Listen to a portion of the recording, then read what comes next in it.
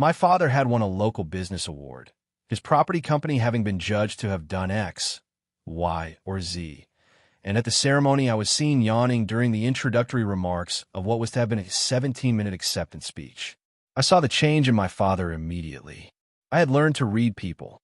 You could see everything in their eyes, and though he kept smiling while his photograph was taken, I could see what was coming. His silent rage engulfing everyone the moment we were all back in the car. I was 13 years old and had yawned toward the end of a long, boring evening, and my crime was made clear to me.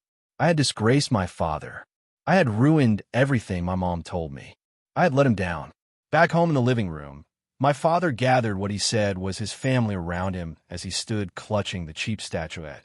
My mom, my brother, my sisters stared up at him adoringly as I was ordered to take their photo, my father telling me if I embarrassed him like that ever again, he would knock my stupid head off. The real punishment was yet to come. The following day after school, my father arrived in my bedroom and placed a box of books on the floor. Inside were a dozen sports autobiographies. I was instructed to read them all and make notes. This, my father informed me, is what a winning mentality looks like. The hours that follow were awful.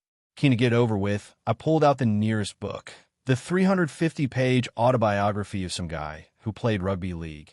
The ordeal beginning with the habitual prologue, the first part of some dramatic incident, an injury, a big match, some controversy, before going back in time to a boring opening chapter full of unnecessary information about who the guy's parents were, detail only of interest to a psychopath or him. As a kid, he had started to play rugby league, quickly realizing that he was better than any other kid his age who played rugby league. His local team had signed him to play professional rugby league. It was tough at first, but he soon got used to it. His team won every trophy available to win in rugby league. They drank beers to celebrate being really good at rugby league, the whole town lining the streets to applaud them. He had played international rugby league. It had been a great honor to represent his country. He had been sad to learn of someone's death. He had won a big game, and this had been good. He had lost a big game, and this had been bad. After years of playing rugby league, his body decided it didn't want to carry on playing rugby league, and he got injured. His family were a great support. He really wanted to play more rugby league, but he couldn't. His future uncertain until he decided he would start coaching rugby league.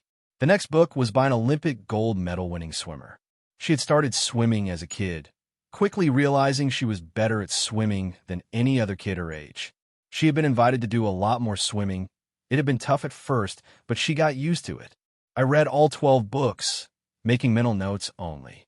Every single book could have been a press release, a podcast episode at best. My father asked no follow-up questions, never even asked if I had read the books.